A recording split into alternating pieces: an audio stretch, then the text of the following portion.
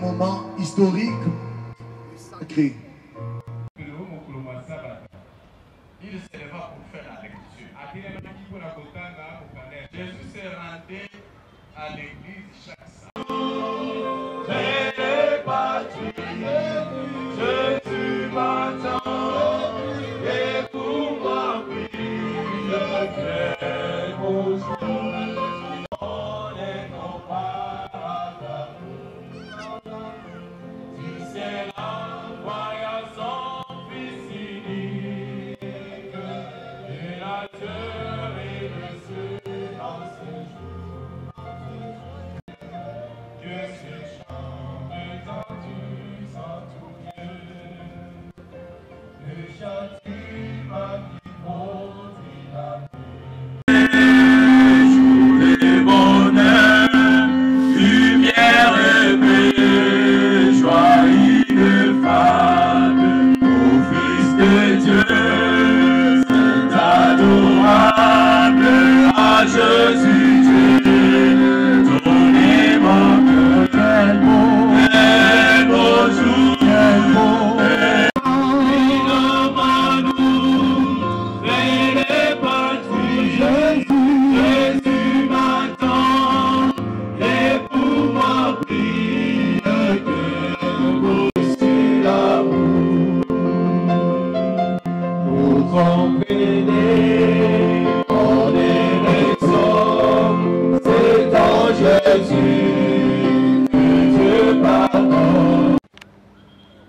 Pour lire dans le livre de Ésaïe, Ésaïe chapitre 8, verset 20. On a ton service de qu'il fait bon à ton service, Jésus mon sauveur, qu'il met tout en sacrifice, dès t'offrir mon cœur, point au point, Jésus prend ma vie, elle est toute à toi.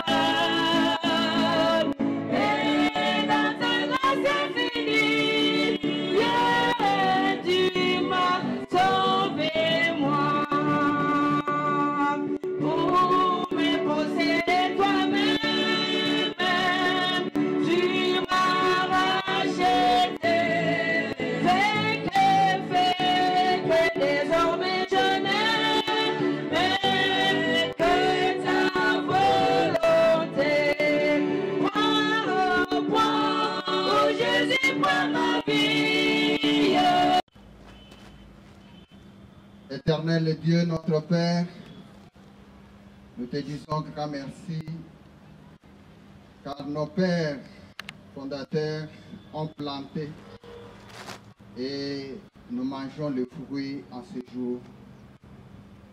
Par un prophète, Israël fut conduit, et par un prophète, Israël fut préservé. C'est pourquoi en ce jour, nous commémorons les centenaires de cette église du reste que tu as bien voulu conduire par ton Esprit Saint. Nous voulons te remercier, Père, parce que tu avais donné de l'assiduité et de l'humilité au Père pionnier. Nous louons les bravoures de Père Miller, Joseph Pant, le Père Pierce, Hiram Edson, Helen White et Spranger White pour avoir posé ces jalons que nous tenons à perpétuer jusqu'à ce jour. On a parlé de la loi et des témoignages pour que cette lumière continue à nous conduire jusque dans l'éternité. Nous dirige, que ton esprit nous oriente dans la vérité, afin que cette vérité qui est Christ nous caractérise aussi face au monde. Telle est ma prière en ces jours. Au nom précieux de notre Sauveur Jésus-Christ, nous t'avons ici prié. Amen.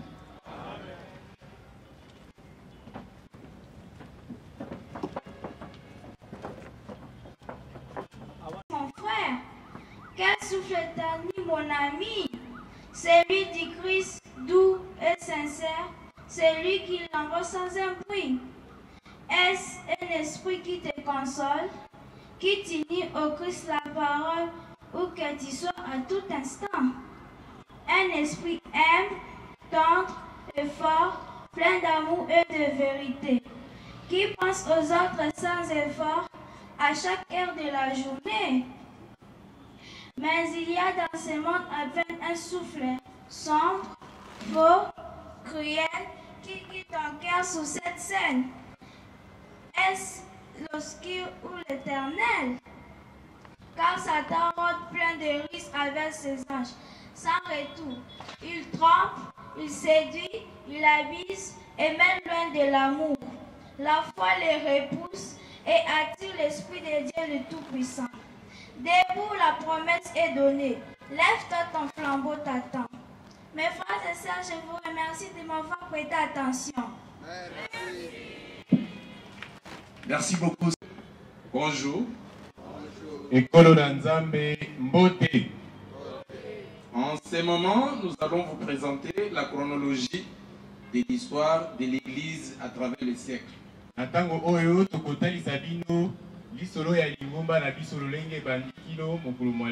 Nous allons partir de l'an 2000 avant Jésus-Christ.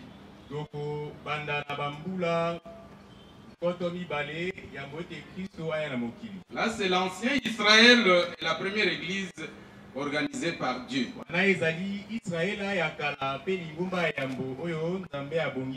Dieu a établi une alliance avec Abraham.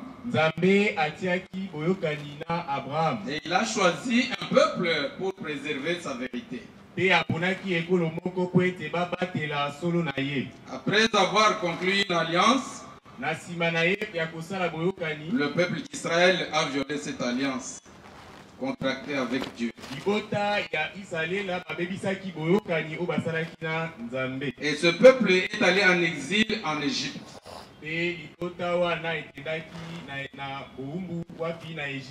Vers l'an 1446, Dieu a délivré son peuple. Il l'a installé sur le mont de Sinaï pour lui présenter les 10 commandements.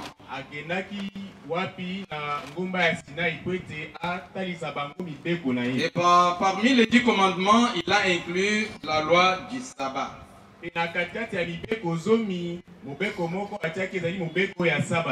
Vers l'an 1000 avant Jésus-Christ, Jérusalem devrait être construite. Et cela avec d'abord David. Et plus tard, cela a été fait par Salomon, son fils. Vers l'an 722 avant Jésus-Christ, cette fois-ci, Israël et Juda sont allés encore en exil.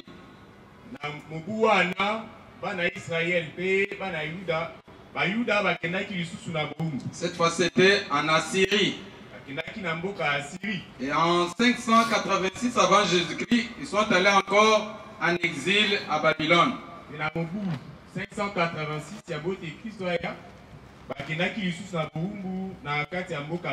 C'est cela à cause de leur apostasie. Mais ils devraient aussi reconstruire Jérusalem tout en étant en exil.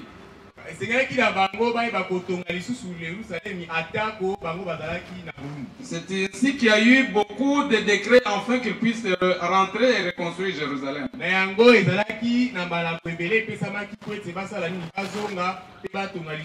En l'an 538 avant Jésus-Christ, il y a eu un décret de Cyrus.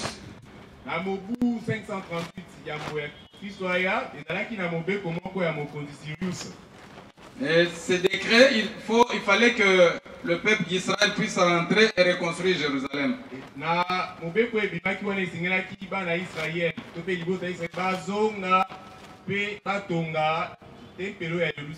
C'est ainsi qu'en l'an 457 avant Jésus-Christ,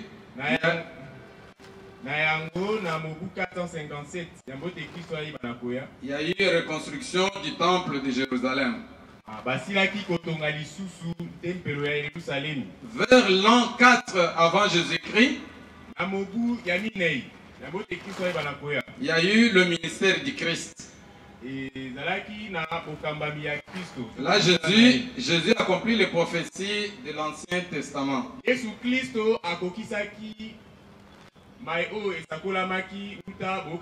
Il a commencé à enseigner la loi de Dieu, y compris le sabbat, et a établi la foi chrétienne primitive. En l'an 31 après Jésus-Christ,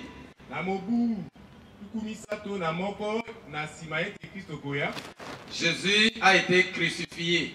Et pendant la même période, après quelques temps, il y a eu la Pentecôte. C'est-à-dire il y a eu la mort de Jésus, sa résurrection, et l'église chrétienne a été fortifiée par l'effusion du Saint-Esprit à la Pentecôte. À l'an 70 après Jésus-Christ, il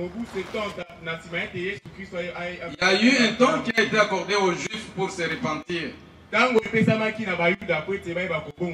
n'ont pas profité de ce privilège et on a mis fin au système juif.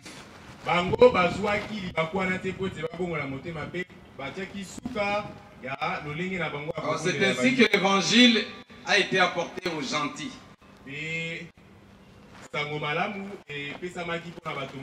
Du 1er siècle au 4e siècle après Jésus-Christ, là c'était l'église primitive et la montée de l'apostasie.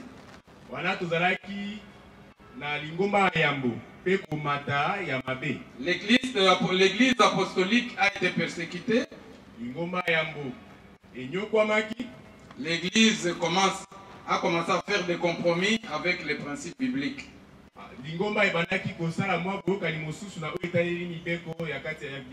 C'est ainsi qu'en l'an 313 après Jésus-Christ, l'empereur Constantin a fait son entrée dans l'église. Mais il incorpore les éléments païens. C'est ainsi qu'en l'an 321 après Jésus-Christ, Constantin a promulgué la première loi du dimanche.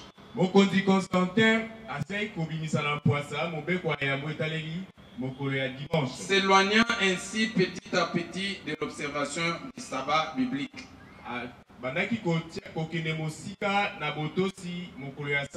Du 4e siècle au 15e siècle,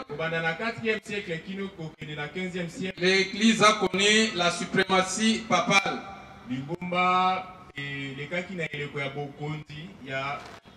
Ainsi que l'apostasie. Les observateurs du sabbat biblique sont persécutés pour leur foi. En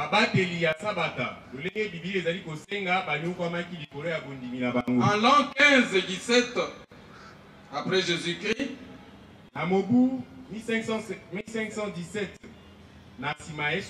nous avons connu la réforme protestante. Et cela, c'était avec Martin Luther. Luther a protesté contre les doctrines catholiques. Et il a mis en avant le salut par la foi. Du 16e siècle au 17e siècle, on a connu encore d'autres réformateurs comme Calvin et Wesley, qui devraient restaurer la vérité de la Bible. Mais l'observation du sabbat était largement mise de côté. Vers l'an 1831 jusqu'à 1844, Mobu 1831 kino 1844, il y a eu un mouvement adventiste. Et la naissance de l'adventisme, le 7e jour, avec William Miller, a eu lieu.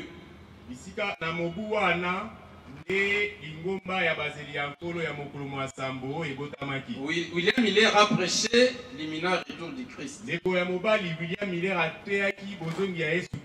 Et avec la prophétie de 2300 soirs et matin, où on a connu un grand désappointement en l'an 1844.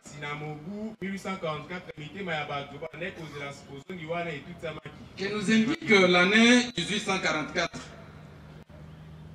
Qui nous indique l'année 1844. Premièrement, ça marque la fin de la prophétie de 2300 soirs et matin.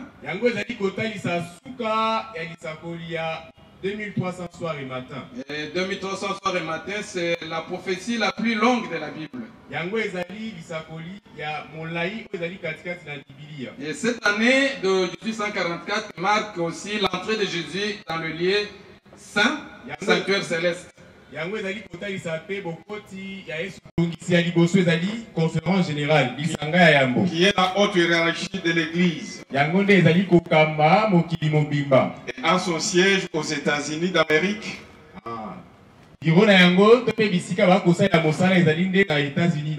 À Roanoke, Virginie. Après la conférence générale, vous avez le secrétariat régional.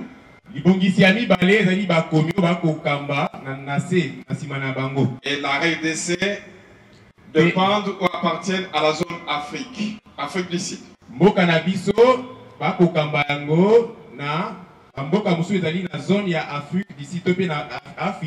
Après le secrétariat régional, vous avez les unions ou bien unions de mission. Après union, vous avez les missions ou champs. Et après, vous avez les églises locales,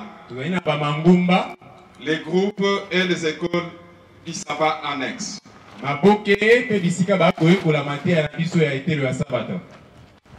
Retenons de ce qui est de l'organisation administrative. La conférence générale est composée de différentes unions ou champs. Conférence générale topé lisanga ayambo.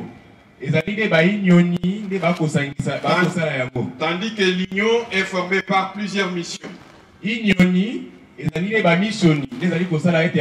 Cependant, une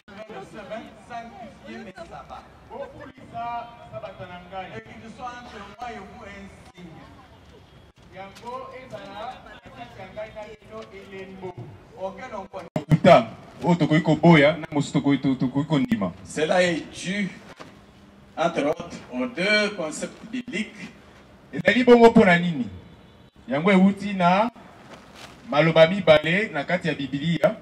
La loi et la foi, ou la loi et le témoignage.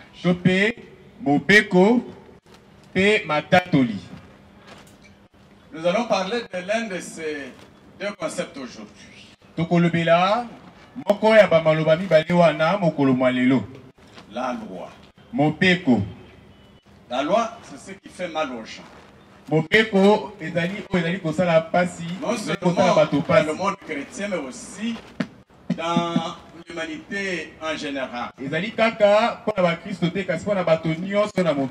Les gens n'aiment pas la loi. La loi dérange. C'est quelque chose que beaucoup n'aiment pas. Imaginons-nous un monde sans loi. Chacun ferait ce que bon lui semble. Nous n'aurions pas un monde du tout. Nous n'aurions pas un monde. Nous serions déjà intellectuels et ce serait fini. Or, la loi, c'est la base de la vie. Le texte biblique qui a été lu tout à l'heure parle de la loi et du témoignage.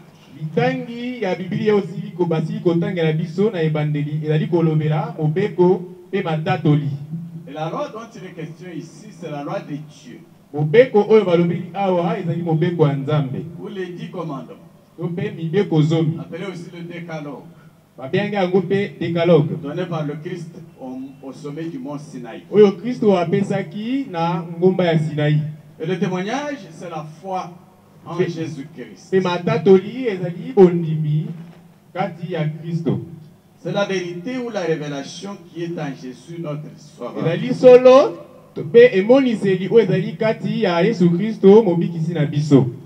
Ce texte biblique a son correspondant à la fin de la Bible.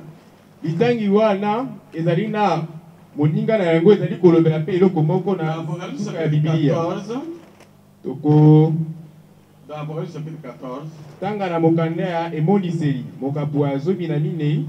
le verset 12e dit ceci. Apocalypse chapitre 14, verset 12, nous lisons ce qui suit. C'est ici la persévérance des saints qui gardent les commandements de Dieu et la foi de Jésus.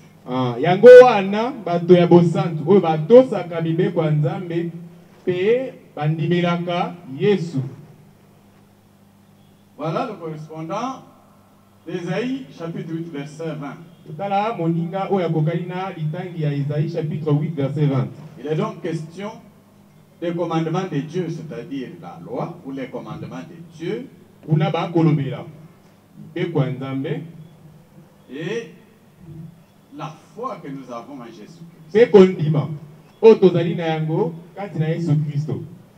Nous allons dans ce message commencer par lever une équivoque au sujet de la loi.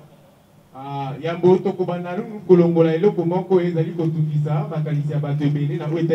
nous verrons si la loi est encore en vigueur dans le christianisme ou la religion chrétienne.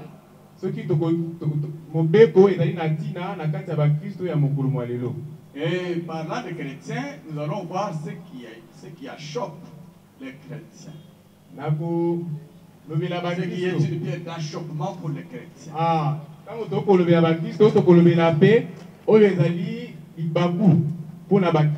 Et ce qu'il faut faire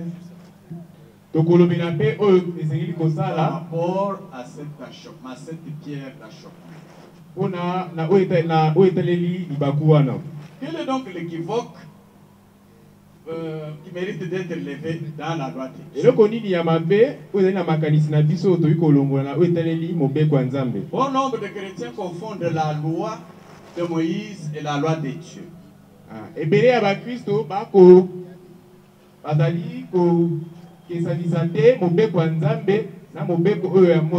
C'est là tout le problème. Quand les gens disent que la loi a été clouée avec Jésus-Christ à la croix, non, la Bible dit que la loi a été clouée avec le Christ à la croix.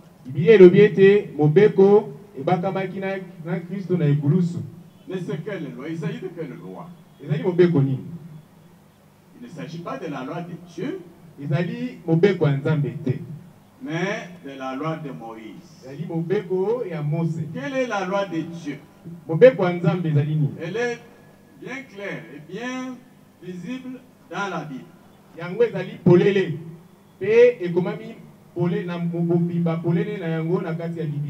Lorsque vous lisez dans Exode chapitre 20, verset 3 jusqu'à 17, Exode chapitre 20, verset 3 à 17, vous trouvez les 10 paroles ou les 10 commandements. Ces 10 commandements, appelés aussi le décalogue, constituent la loi morale de Dieu. La base du gouvernement du Seigneur.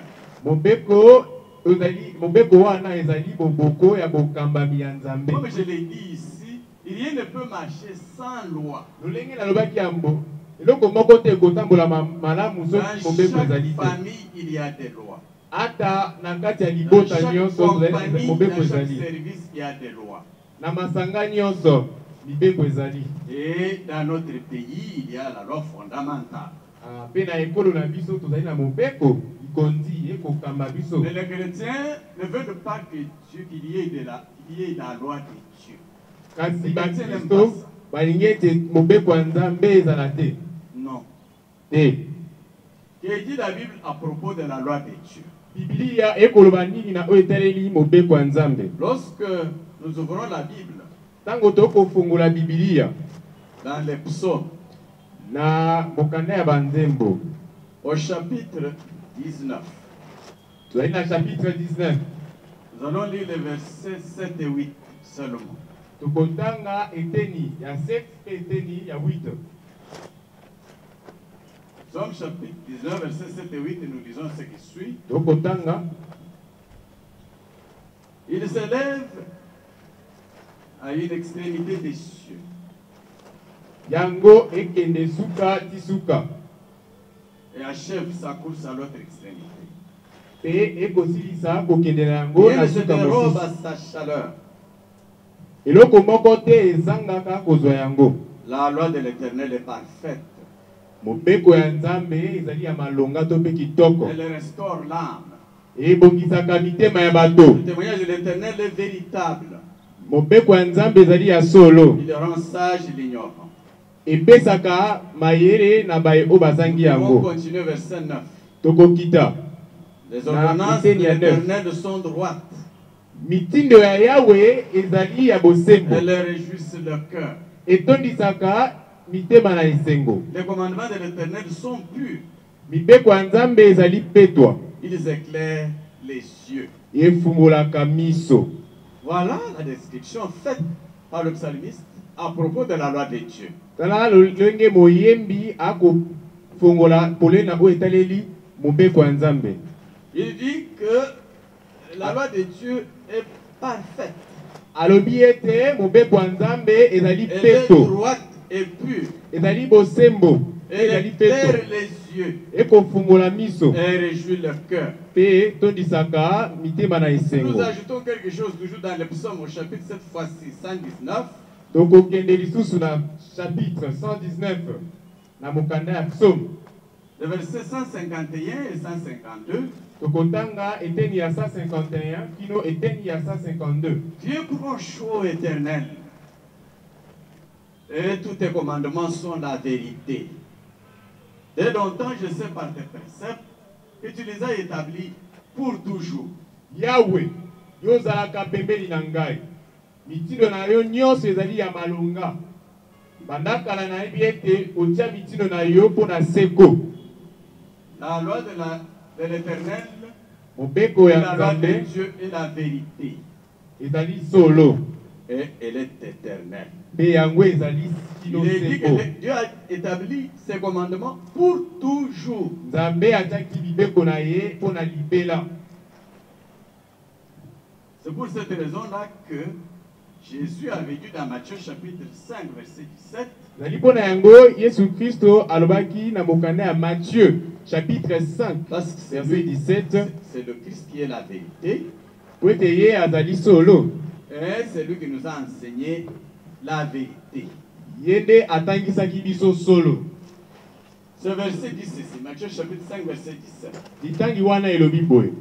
Ne croyez pas que je sois venu pour abolir la loi ou les prophètes. Bokanisa te ete na ye mpo na koboma mibeko to mpe basakoli. Je suis venu non pour abolir, mais Aïe. pour accomplir. Mpo na koboma yango te kasi mpo na kokokisa yango. Jésus a accompli la loi de Dieu, il l'a pratiquée ou il l'a observée lui-même.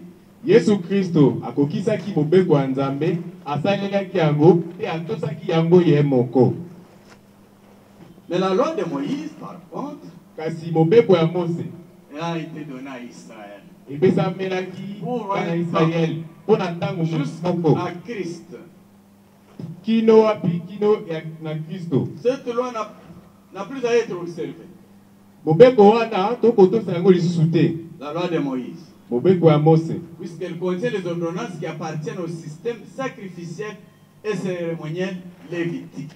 na kati ya mibeko wana ezali na mitindo oyo bandaki kosalema na kati ya tempelo na oyo etaleli bopesi mbeka du service du temple na mosala ya bopesi mbeka na tempelo.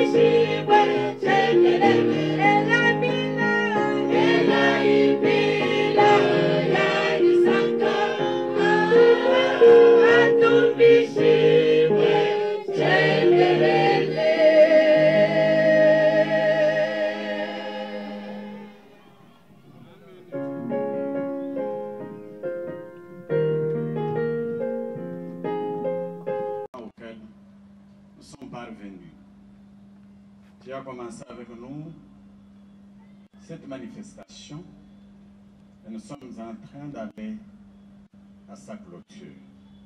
pour toutes choses qui ont été faites ou non faites, te disons merci.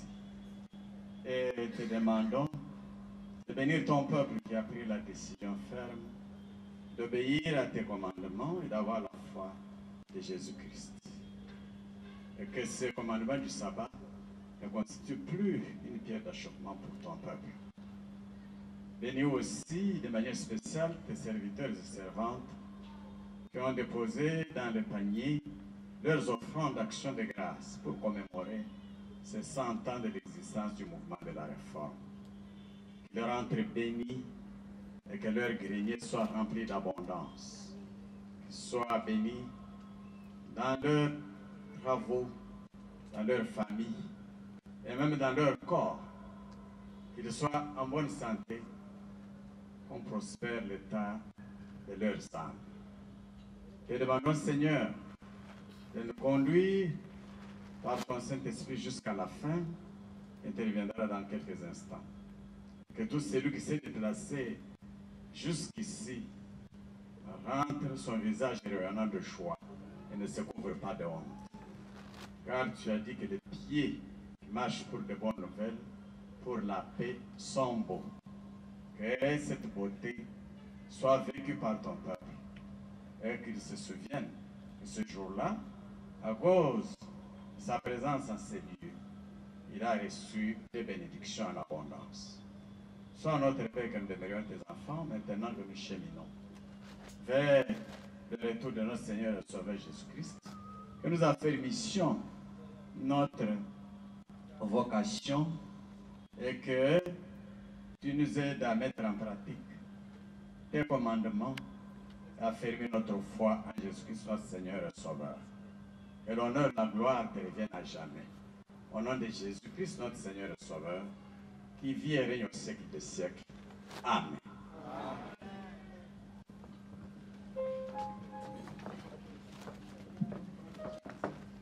Pas une journée morte, c'est une journée qui a été dédiée au culte de Dieu. Ce jour-là, nous allons à l'église pour rendre grâce, pour louer notre Dieu. Il est vrai, Dieu nous a donné 6 jours pour nous. Le commandement dit, vous travaillerez 6 jours et vous ferez tout votre ouvrage. Mais le 7e jour est le jour du repos de l'Éternel, votre Dieu, vous ne ferez aucun ouvrage. Ce jour-là, Jésus lui-même, il a montré ce que nous devons faire et ce que nous ne devons pas faire le jour du sabbat. Le jour du sabbat, notre première préoccupation, c'est d'aller à l'église pour le culte à rendre à notre Dieu. La deuxième chose, c'est de faire du bien ce jour-là. Jésus guérissait les malades le jour du sabbat. Alors, faire du bien le jour du sabbat n'est pas offenser le commandement, n'est pas transgresser le commandement du sabbat. Nous devons faire le bien le jour du sabbat. Nous devons aller avec les malades à l'hôpital. Nous devons prier pour les malades. Si un voisin a sa maison enfumée suite à un incendie, nous devons intervenir pour l'aider à sécuriser et les personnes et les biens de notre voisin. Nous ne sommes pas légalistes. Nous sommes observateurs des commandements de Dieu. Ce sont les Juifs qui avaient entouré le commandement du sabbat de beaucoup de traditions au point de le rendre un jour fatidique, un jour compliqué. Mais dans le christianisme, à l'exemple de Jésus, nous observons le sabbat pas comme une contrainte, mais comme une exigence de la loi de Dieu à son peuple. La particularité du sabbat, comme on vient de le dire, le sabbat c'est un signe de Dieu qui nous particularise avec d'autres peuples. La Bible dit, en observant le sabbat, c'est un signe que c'est moi, votre Éternel, qui vous sanctifie. Et c'est un signe qui va de partager le peuple à la fin du temps. La loi de dimanche va entrer en vigueur d'un moment à l'autre. Et on verra ceux qui servent Dieu et ceux qui ne servent pas.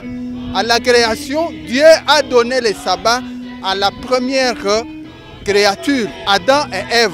Ils ont observé le sabbat.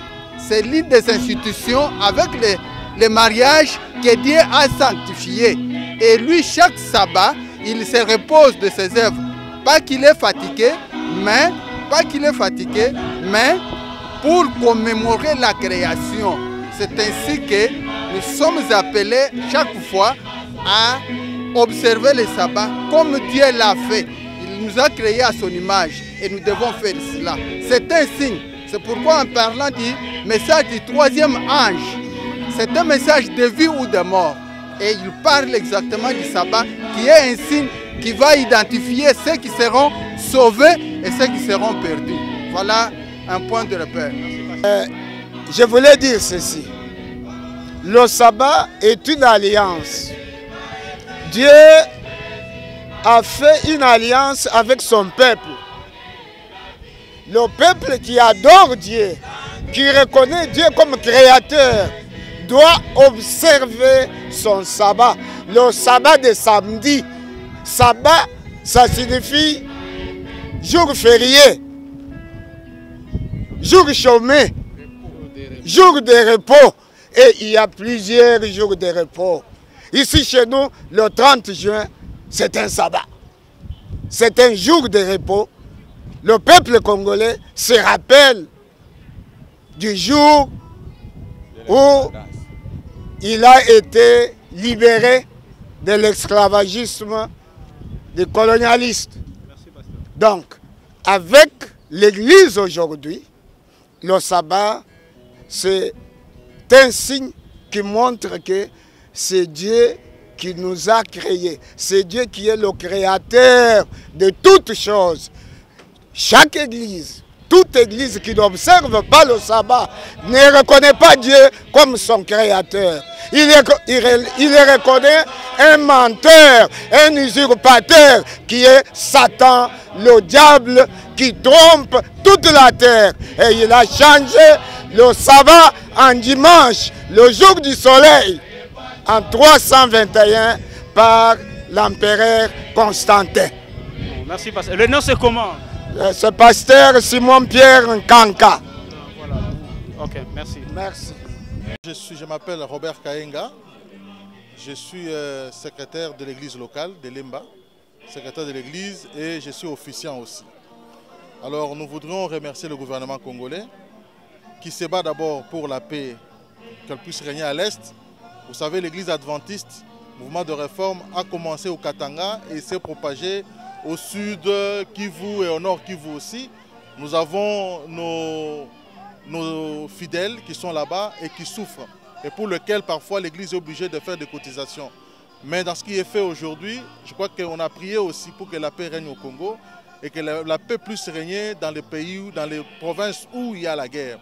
Nous voudrions aussi remercier l'État congolais parce qu'il a plu au chef de l'État, son Excellence Félix Antoine Tshisekedi, de faire une semaine anglaise pour nous, ou permettre à ce que les travailleurs ne puissent pas travailler le samedi. Or, nous prenons le respect du sabbat, nous reprenons le respect du 4e commandement qui voudrait que le sabbat soit un jour dédié à Dieu. Nous pensons que c'était prophétique et c'est un accomplissement de notre vœu et qui permet à ce que tous les enfants de Dieu qui vont se reconnaître dans la loi de Dieu, dans le 4e commandement, puissent se reposer ce jour-là. Merci beaucoup. Merci. Nous sommes adventistes du 7e jour mouvement de réforme. C'est une église qui a commencé il y a longtemps. Aujourd'hui, nous célébrons nos 100 ans. C'est donc une église dont nous sommes nés. Nous avons trouvé les parents. Et nous aussi, nous continuons, bien que nous sommes aussi mariés, nous continuons notre foyer aussi dans l'église. Donc, c'est une bonne église. Je ne sais pas si vous voulez savoir. Ouais, c'est les messages en fait, parce que nous avons grandi dans le message. Nous connaissons quand même la parole de Dieu. Nous avons appris ces messages du sabbat, premièrement, parce que d'autres églises prient souvent le dimanche. Nous, lorsque nous sommes nés, nous prions le samedi. Donc, on nous a appris que c'est les sabbats. Et puis, il y a eu des versets qui nous ont convaincus par rapport à ça. Donc, c'est toute une leçon de vie pour que nous puissions être là. Et puis, comme on avait vu que c'était bien, nous aussi, nous avons affermi aussi notre foi. Nous continuons dans cette église. Et comment on vous appelle Je réponds au nom de Hilda Chiama. Merci beaucoup. Merci. Personnellement, je vis une histoire magnifique parce que je suis né dans cette église. Au départ, je ne savais pas, je ne comprenais pas pourquoi je devais rester dans cette église normalement. Et quand je voyais mes amis, mes collègues, mes camarades de classe avoir une autre religion, prier un autre jour. Personnellement, je me posais beaucoup de questions. Et c'est avec le temps que j'ai appris. J'ai lu la Bible, j'ai connu le vrai principe de la parole de Dieu. Et c'est comme ça que je me retrouve dans cette église. Voilà, en fait, à part le sabbat, s'il y a d'autres commandements, vous pouvez partager aux jeunes comme vous qui doivent s'en approprier. Bien sûr, le sabbat, d'abord, c'est le commandement principal parce que c'est un jour béni et sanctifié que l'Éternel a demandé qu'il soit réservé et mis à part pour l'honorer. Mais aussi, il y a la réforme, ce que nous avons apporté, ce que nous avons plus aimé, c'est la réforme dans le mariage, c'est la réforme dans la façon de se vestir, la réforme vestimentaire. Il y a aussi la réforme dans notre alimentation. Nous devons bien manger parce que notre Dieu, lorsqu'il a créé le monde, il a donné une nourriture saine à l'humanité. Et c'est avec le temps que les choses ont eu à changer. Mais nous, dans le mouvement de réforme, nous revenons à cet ancien système de recourir à cette alimentation de base que l'Éternel avait donnée pour que l'humanité soit en bonne santé. Il y a la réforme même dans notre façon de parler, dans notre façon de prier. C'est pourquoi nous prions même le samedi par rapport à d'autres qui prient le dimanche. Voilà. Merci beaucoup. Je vous remercie. Maintenant, c'est comment? Le frère David Kenda.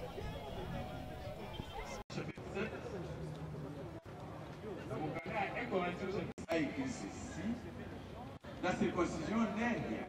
C'est bon. Le même texte, ce chapitre verset 8 jusqu'à 11. À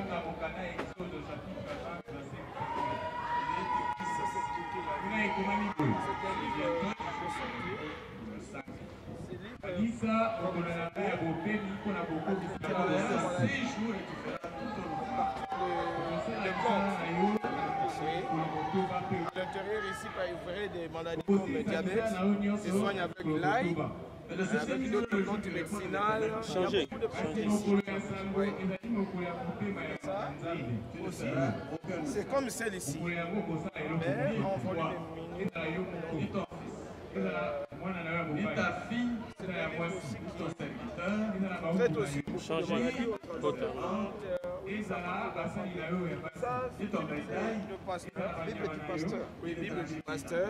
Et nous vendons. Bon, comme la Bible d'ici, c'est 130 $.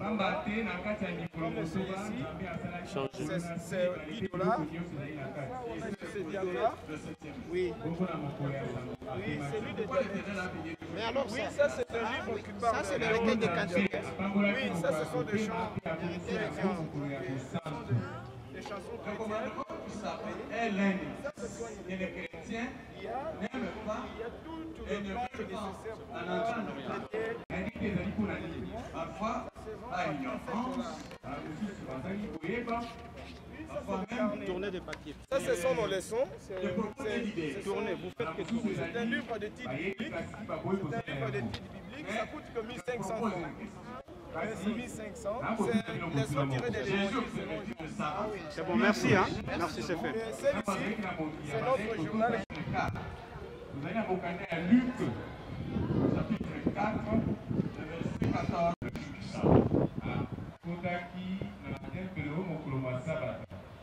Il se leva pour faire la lecture. Jésus s'est rendu à l'église